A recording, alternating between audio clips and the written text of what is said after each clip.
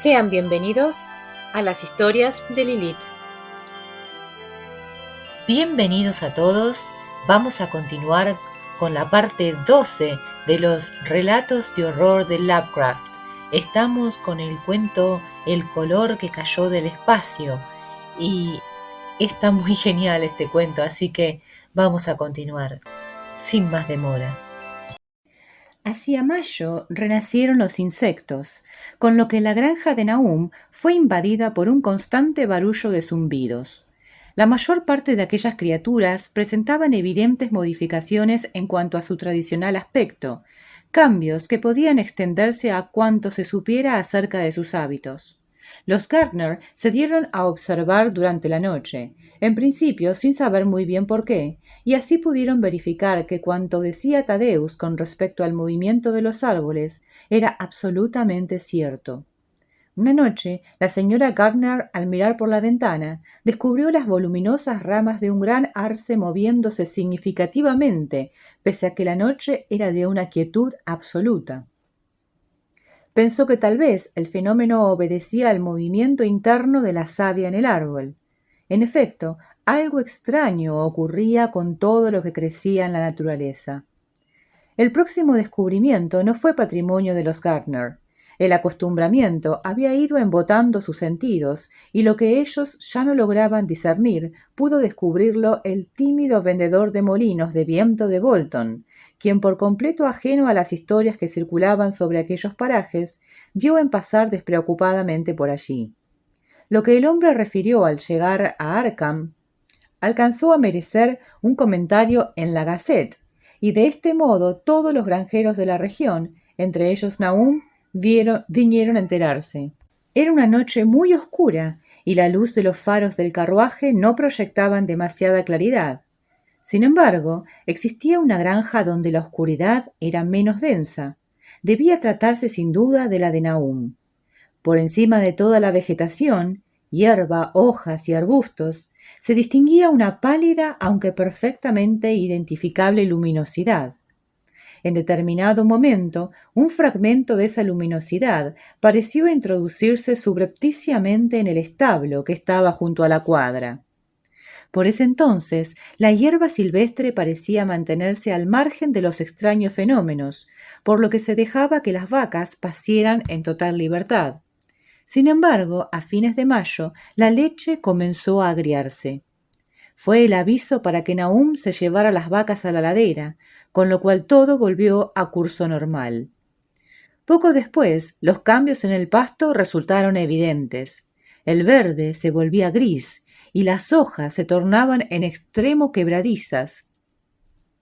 Por entonces, Amy era el único que se atrevía a visitar a su vecino, pero la frecuencia de las visitas era cada vez más esporádica. Al terminar el año escolar, los Gardner se vieron prácticamente aislados de cualquier contacto con el mundo. Solo muy de tanto en tanto, Amy les hacía imprescindibles recados en la ciudad. Siempre de modo extraño, la salud física y mental de los Gardner empezó a empeorar, y así la noticia de la locura de la señora Gardner no sorprendió a nadie. La enajenación de la mujer ocurrió durante el mes de junio, prácticamente a un año de la caída del meteorito. Las formas de la locura en la mujer la llevaban a pasarse todo el día gritando las cosas que decía ver en el aire.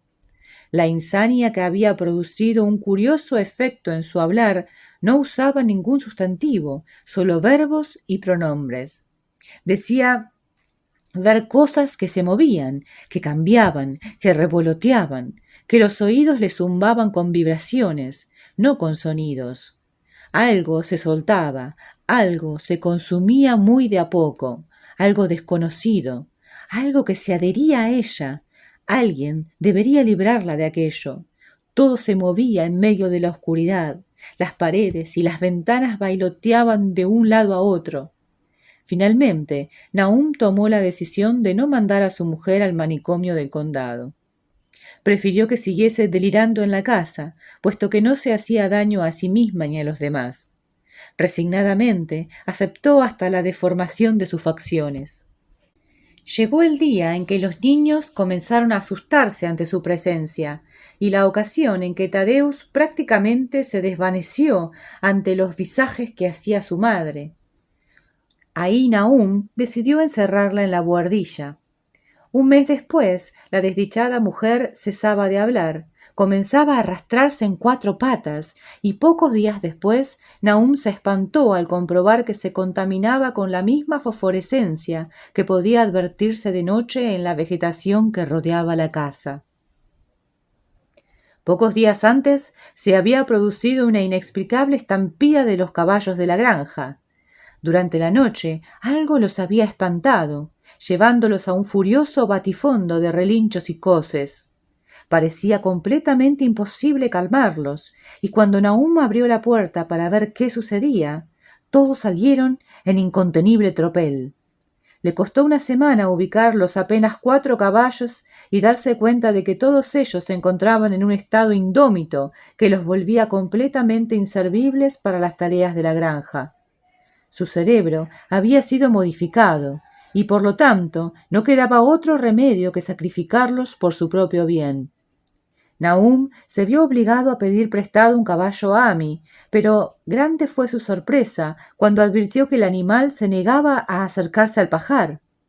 Se encabritaba relinchando ante la puerta del pajar, con lo que a Nahum no le quedó otro remedio que devolverlo al corral y pedir a los hombres que a mano empujaron el pesado carro hacia el establo para descargar el heno en él. Contemporáneamente, la vegetación seguía volviéndose gris y cada vez más quebradiza. Hasta las flores, que se habían caracterizado por sus indescriptibles colores, también se volvían grises, y lo mismo le sucedía a la fruta, ahora enfermiza y desprovista de cualquier sabor. Los insectos, víctimas de una extraña hinchazón, morían a millares, y lo mismo ocurría con las abejas que huían de las colmenas para buscar protección en el bosque. Septiembre encontró toda la vegetación en proceso de desintegración hacia una capa de polvo grisáceo, y Nahum esperaba que lo mismo ocurriese con los árboles. Su mujer continuaba cada vez peor, lanzando regulares gritos espeluznantes que provocaban una constante tensión nerviosa tanto en Nahum como en los chicos. Al comenzar el nuevo ciclo lectivo, los hijos dejaron de asistir a la escuela. En una de sus ya muy raras visitas, Ami descubrió que el agua del pozo no era de buena calidad. Sabía mal, algo entre podrido y salado, por lo que aconsejó a su vecino a que excavara otro pozo en la ladera, allí donde pudiese encontrar una napa más elevada. Nahum no escuchó la advertencia de su vecino, porque ya había adquirido un grado importante de familiaridad con cuanto fuese raro y desagradable. Él y sus hijos siguieron consumiendo las aguas evidentemente contaminadas del pozo, del mismo modo en que ingerían las escasas y mal cocidas comidas que coronaban sus cada vez más ingratas y pesadas tareas diarias. En ellos se observaba una suerte de resignación, como si avanzaran insensibles hacia un destino que conocían y que los esperaba. En el mismo mes de septiembre, tras una visita al pozo, Tadeusz enloqueció definitivamente. Fue hasta allí con un balde y regresó sin nada en las manos, aullando y agitando frenéticamente los brazos, todo matizado con esporádicas risas y murmullos insensatos acerca de los colores que se movían en el fondo. Pese a que 2 locos en la familia era demasiado, Nahum aceptó este nuevo golpe con valor y resignación. Como la vez anterior, dejó en total libertad al muchacho para que fuera y viniera a donde quisiera, hasta el momento en que comenzó a caerse y a lastimarse. Igual que antes, resolvió encerrarlo en la buhardilla, en un cuartucho que estaba frente al de su madre. Los diálogos que mantenían madre e hijo en base a aullidos, imprecaciones y gritos era ciertamente escalofriante, en especial para el pequeño Merwin, quien tenía la sensación de asistir a un terrible lenguaje que no era cosa de este mundo. El niño también había aumentado considerablemente su capacidad de imaginar, y la pérdida de su único compañero de juegos no hizo más que empeorar la situación. Por ese entonces comenzó una gran devastación entre el ganado de Nahum. Las aves de corral también comenzaron a adquirir aquella coloración grisácea. Poco después eran víctimas de una gran mortandad que les dejaba la carne reseca y un olor insoportable. Los cerdos se dieron a engordar de un modo descomunal, hasta un punto en que comenzaban a experimentar cambios terribles que nadie podía explicar. Su carne era igualmente inaprovechable, con lo que luego de tantas desgracias, Nahum se encontraba en una situación límite en la que ya no sabía qué hacer. Ninguno de los veterinarios de la zona osaba acercarse a la granja de Nahum. Lo de los cerdos era particularmente inexplicable, puesto que nunca habían estado pastando cerca de la zona contaminada. Luego fue el turno de las vacas. En algunos casos, misteriosamente se les encogían algunas partes del cuerpo. Otras veces, la reducción afectaba a todo el animal. Más adelante, fueron presa de terribles colapsos o súbitas desintegraciones de partes de su cuerpo. Al final, adquirían el conocido tono grisáceo y se tornaban quebradizas. Era imposible que el agente de esas dolencias fuera algún tipo de veneno, ya que todos los casos ocurrieron entre vacas que estaban en un establo completamente al margen de los pastos de la zona. Imposible asimismo que hubiesen sido contaminadas por el mordisco de algún animal, puesto que era imposible que nada entrase al establo. Indudablemente se trataba de una enfermedad natural de origen totalmente desconocido. Cuando llegó la época de la siega, no quedaba ningún animal vivo en la granja. Los perros, por su parte, se habían escapado una noche sin que nadie volviera a saber de ellos. Muy poco antes, lo mismo había ocurrido con los 5 gatos. En verdad, nadie los extrañó mucho, porque ratones hacía mucho tiempo que no se veían, y la única que se ocupaba de los felinos en la granja era la señora Garner. El 19 de octubre, Nahum llegó tambaleante a casa de Amy. Contó que el pequeño Thaddeus había muerto en la buhardilla de un modo que se negó a describir. Nahum cavó una fosa en la parte posterior de la granja y allí enterró cuanto de su hijo había quedado. Lo significativo era que nada ni nadie podía haber entrado en la buhardilla, ya que las sólidas rejas de la ventana y el vigoroso cerrojo de la puerta estaban intactos. Lo ocurrido con su hijo le recordaba lo que había visto en la cuadra. Amy y su mujer hicieron lo que pudieron para consolar al afligido padre, no sin antes vencer una cierta aprensión. Una aureola de terror circundaba a los Garner, y la simple presencia de uno de los miembros de la desdichada familia significaba una ráfaga del viento de lo desconocido. Muy a su pesar, Amy decidió acompañar a Nahum hasta su casa, y ya en ella trató de calmar los descontrolados sollozos y gritos del pequeño Merwin. Zenas, por su parte, se pasaba el día entero con la mirada fija en el infinito, y automáticamente hacía todo cuanto su padre le ordenaba. De tanto en tanto, desde la buhardilla contestaba débilmente los gritos de Merwin, y como todo comentario a la mirada inquieta de Amy, Nahum dijo que día a día su mujer parecía más agotada. Al advertir que pronto anochecería, Amy se preparó para volver a su casa, puesto que por nada del mundo se quedaría a ver cómo la vegetación empezaba a iluminarse tenuemente, y los árboles a balancearse, aunque no hubiera viento. Por cierto que a Amy lo favorecía el hecho de no ser una persona imaginativa. Tan solo la visión de las cosas que pasaban ya era suficiente como para poner a cualquiera al borde del delirio. Si hubiese tenido que reflexionar sobre todo aquello en procura de la causa que producía semejantes monstruosidades, seguramente él también habría perdido la razón. Apresuradamente abandonó la casa de su vecino mientras caía el crepúsculo, y a sus espaldas resonaban los gritos de la pobre mujer y de la no menos desdichada criatura. Apenas 3 días después, una mañana muy temprano, Nahum volvió a irrumpir en la cocina de Amy. Como éste no se encontraba en casa, le tocó a la señora Pierce escuchar sobrecogida una espantosa historia. En esta ocasión, el protagonista había sido el pequeño Merwin, mejor dicho, la desaparición del pequeño Merwin. Ya de noche, provisto de un farol y un balde, había ido hasta el pozo por agua y no regresó. Desde el momento en que lo había visto Amy, solo consiguió empeorar hasta un estado de semiautomatismo, constantemente quebrado por espeluznantes chillidos. La noche en cuestión se había oído un terrible alarido en la puerta del corral, pero cuando Nahum llegó hasta el sitio no había el menor rastro del chico. El afligido padre pasó toda la noche recorriendo los bosques y campos de los alrededores en procura de alguna pista de Merwin. Frustrado, con una infinita desazón, las primeras luces del día lo encontraron en las inmediaciones del pozo, donde unos desacostumbrados objetos le llamaron la atención. Se trataba de un bulto de hierro retorcido y de un trozo de metal fundido. En este último podían evocarse los restos del farol, mientras que detenidamente examinado, el primer amasijo de hierro mostraba un asa retorcidísima y un par de aros de hierro, como los de los baldes. Nada más encontró. Cuando regresó Amy y escuchó lo sucedido, no atinó a hacer ni a decir nada. Lo concreto era que Merwin había desaparecido y que nada se ganaría con decírselo a los vecinos, que por entonces rehuían a los Gardner como si fueran el mismísimo diablo.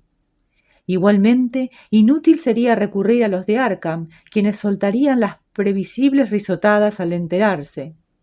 Primero había sido Thaddeus, y ahora le había tocado el turno a Merwin. Incuestionablemente algo se cernía sobre todos los miembros de aquella familia. Nahum sabía que correría igual suerte, y por eso le pidió a Amy que, llegado el caso, se ocupara de su mujer y de Cenas. Se sentía víctima de un castigo divino, aunque no llegaba a saber cuál era el motivo, ya que consideraba haber observado rectamente los preceptos del Señor. Por un par de semanas, Amy no tuvo noticias de Nahum. Un día, preocupado por el silencio, consiguió sobreponerse a su miedo y fue hasta la granja de los Gardner. Desde lejos, advirtió que la chimenea no despedía humo, signo que lo llevó a pensar lo peor. Toda la granja mostraba un aspecto de desorden pesadillesco. Las hojas y la hierba en el suelo estaban mustias y con el conocido tono gris. El famoso parral de la granja pendía en jirones enfermizos y desgarrados, y los enormes árboles sin hojas parecían hundir sus garras en el cielo, desapacible con una malignidad que Amy atribuyó apresuradamente a alguna peculiar inclinación de sus ramas. Sin embargo, Nahum seguía con vida. Estaba inerte, tendido sobre un sofá que existía en la cocina de techo bajo, con plena conciencia y capaz aún de ordenar ciertas tareas sencillas a Cenas.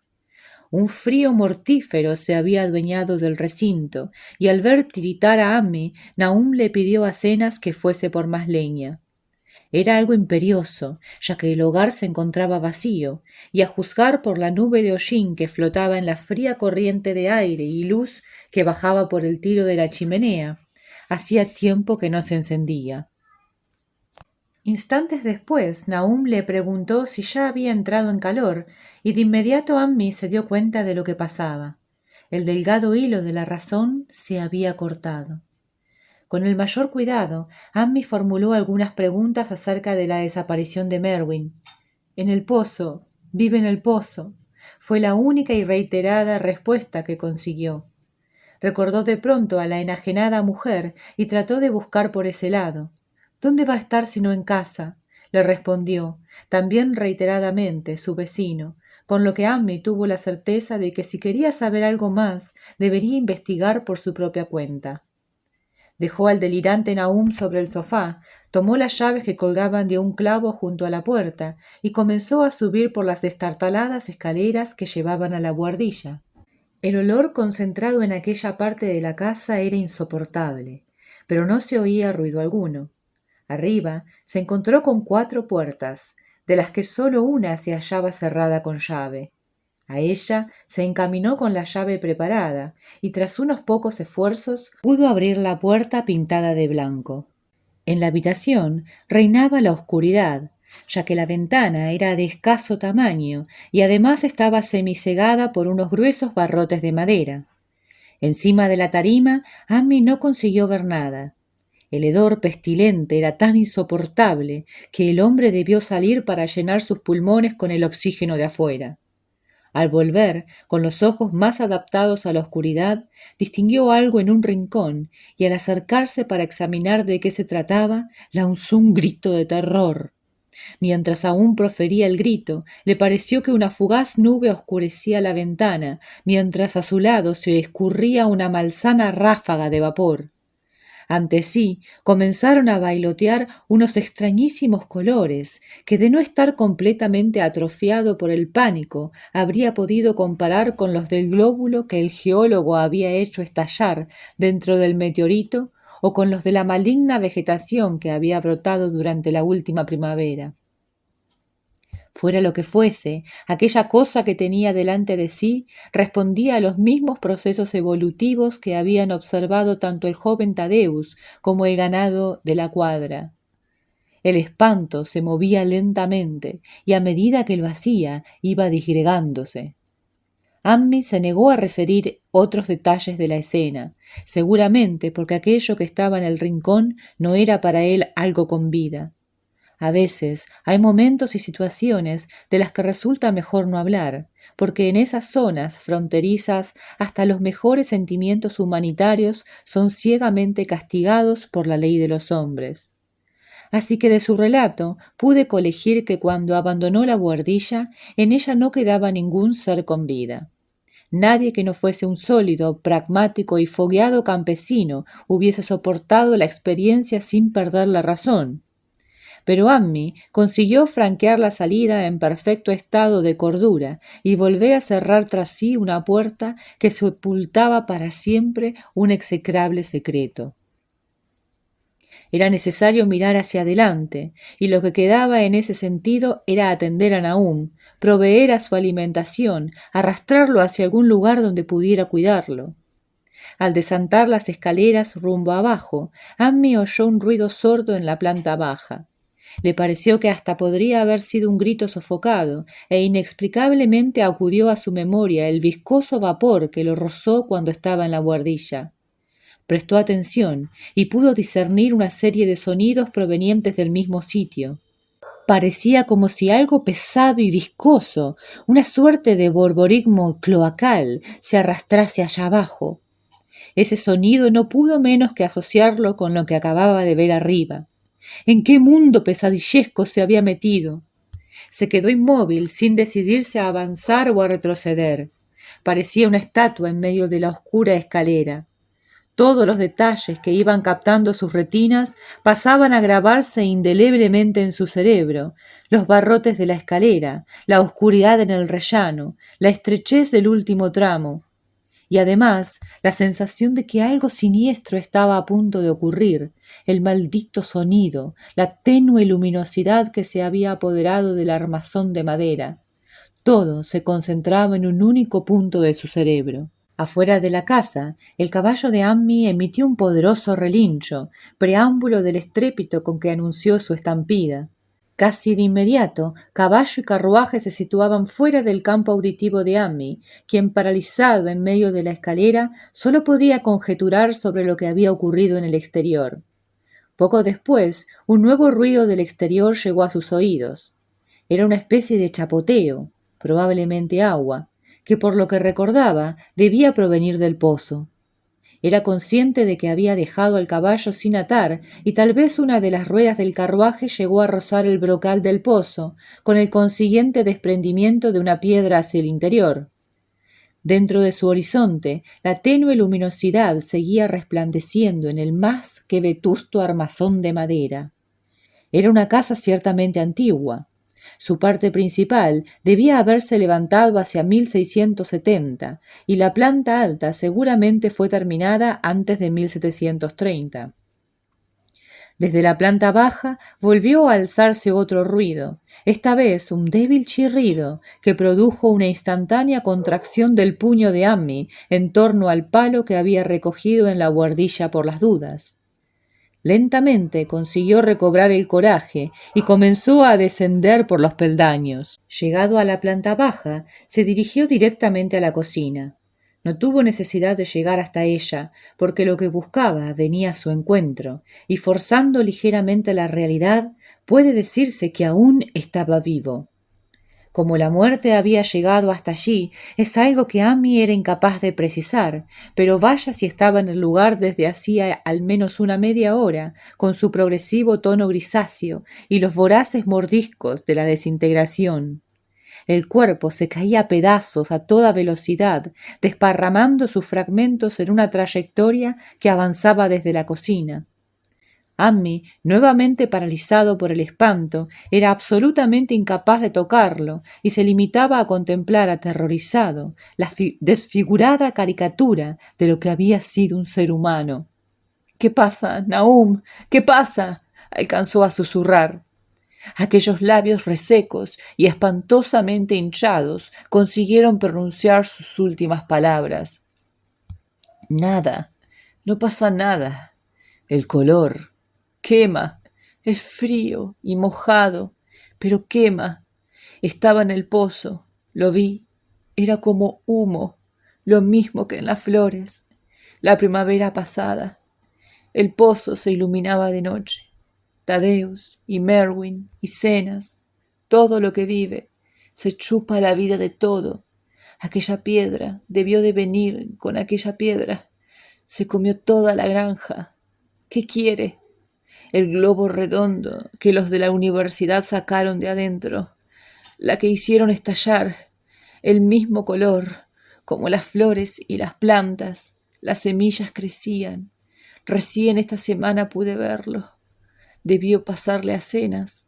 Era un muchacho grande, lleno de vida. Se apodera de tu cerebro y luego te atrapa, te chupa en el agua del pozo. Tenías razón, estaba emponzoñada. Zenas nunca regresó, no pudo escapar, te chupa. La ves venir y no puedes hacer nada. Lo vi incluso después de que se llevó a Zenas. Amy, ¿dónde está Navi? Mi cabeza no funciona bien. Hace mucho que Navi no come. Hay que tener cuidado. Si no la atrapará, ese color. Al anochecer su cara tiene ese color. Quema y chupa. Viene de donde todo es diferente.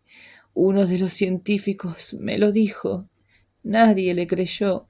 Tenía razón. Cuídate, Amy. Seguirá y seguirá. Se chupa la vida. Eso fue todo. Ammi colocó un mantel a cuadros rojos sobre lo que quedaba de Nahum y a los tropezones salió hacia el campo por la puerta de atrás. Trepó a la pendiente y tambaleante se dirigió a su casa por el camino del norte atravesando los bosques. No tuvo valor para pasar delante del pozo. Lo vio desde la ventana lo suficiente como para comprobar que en el brocal no faltaba ninguna piedra. Evidentemente el carruaje sin control no había arrojado nada dentro. El chapoteo debió producirse por alguna otra causa, la de algo que se arrojaba después de dar cuenta del pobre Nahum. Cuando llegó a su casa, Ammin vio que los caballos y el carruaje ya lo habían precedido y que su mujer se encontraba al borde de un ataque de nervios. Luego de tranquilizarla, se encaminó a Arkham para denunciar ante las autoridades policiales que toda la familia Gardner había dejado de existir. Prefirió no entrar en detalles y solo dio cuenta de las muertes de Nahum y de su mujer, ya que todos conocían la de Thaddeus. Acerca de las causas de las muertes, dijo que parecía ser la misma extraña enfermedad que había acabado con el ganado. También informó sobre la desaparición de Merwin y Zenas. Tras un exhaustivo interrogatorio, Ammi se vio obligado a acompañar a 3 policías hasta la granja de los Gardner. Los acompañaron el forense, otro médico y el veterinario que había visto a los animales cuando enfermaron. Por cierto que Ammi marchó muy en contra de su voluntad, puesto que la tarde estaba muy avanzada y temía que la noche lo sorprendiera en aquel diabólico lugar, pero la compañía de tantos hombres bien armados terminó de convencerlo. Los 6 hombres subieron a una carreta que detrás del carro de Ammi rumbeó hacia la granja. Por más que los policías y los médicos estaban acostumbrados a contemplar cuadros atroces, todos manifestaron una profunda perturbación ante lo que descubrieron en la buhardilla y bajo el mantel a cuadros de la planta baja. El panorama de la granja en su gris desolado era ya de por sí terrible, pero los restos disgregados de lo que habían sido 2 cuerpos humanos excedía lo tolerable. Ninguna mirada se posó por más de unos breves instantes sobre los despojos, y hasta el propio forense se apresuró a dictaminar que no había demasiado para reconocer allí. Tan solo se limitó a tomar algunas muestras para luego analizarlas en el laboratorio, donde ocasionaron una gran conmoción. Los fragmentos de polvo colocados al espectroscopio proyectaron un espectro desconocido, con muchas extrañas franjas idénticas a las que los científicos habían visto un año antes al examinar material del meteorito. Las muestras continuaron emitiendo aquel desconcertante espectro durante un mes, lapso al cabo del cual el polvo pasó a convertirse en fosfatos alcalinos y en carbonatos. A todo esto, en la granja, Ammi contó todas sus dudas acerca del pozo y de lo que en él se escondía, sin suponer siquiera que los hombres de la policía decidirían hacer una prolija investigación de inmediato. Ya caía la noche, y su única obsesión consistía en marcharse lo antes posible a su casa. No dejaba de mirar nerviosamente el brocal de piedra mientras volvía a referir a uno de los policías que Nahum temía que allá abajo hubiese algo terrible, tanto que fue en el único sitio donde no se animó a buscar a Merwin y a Zenas. El oficial a cargo ordenó que se comenzara con el vaciado del pozo para revisar el fondo, y estremecido de miedo, Ammi fue viendo cómo balde tras balde el agua fétida iba empapando el suelo junto al brocal. Desde el primer balde, los hombres no pudieron contener los gestos de asco y finalmente optaron por cubrirse la nariz en un vano intento por sustraerse a las emanaciones. El nivel de agua no era muy profundo, por lo que pronto los hombres terminaron su tarea. Efectivamente, allí estaba lo poco que quedaba de los esqueletos de Merwin y de Zenas, así como los restos de un venado, de un perro y otros pequeños animales. El barro sedimentado en el fondo parecía curiosamente poroso y burbujeante. Uno de los policías bajó hasta sus cercanías con ayuda de una cuerda y al introducir un palo en aquel magma verificó que podía introducirlo casi ilimitadamente sin encontrar obstáculo firme. Ya había caído la noche, razón por la que fue preciso conseguir unos faroles en la casa. Así llegaron a terminar con el trabajo que se habían propuesto, comprobando que no quedaba otra cosa de interés en el fondo. Luego entraron a la casa y se entregaron a comentar los distintos sucesos del caso en la antigua sala grande, hasta donde se filtraba por momentos la luz de una enigmática media luna que resplandecía en el cielo. En todos ellos cundía el desconcierto ante el terrible espectáculo del que eran testigos y ante la falta de alguna razón lógica que sirviera para explicar la misteriosa enfermedad que había devastado tanto las plantas y el ganado como a los desdichados Merwin y Zenas. Todos estaban al tanto de las historias que circulaban por el pueblo, pero hasta ese momento ni siquiera hubiesen prestado seria atención a nada que contrariase las leyes naturales de manera tan ostensible.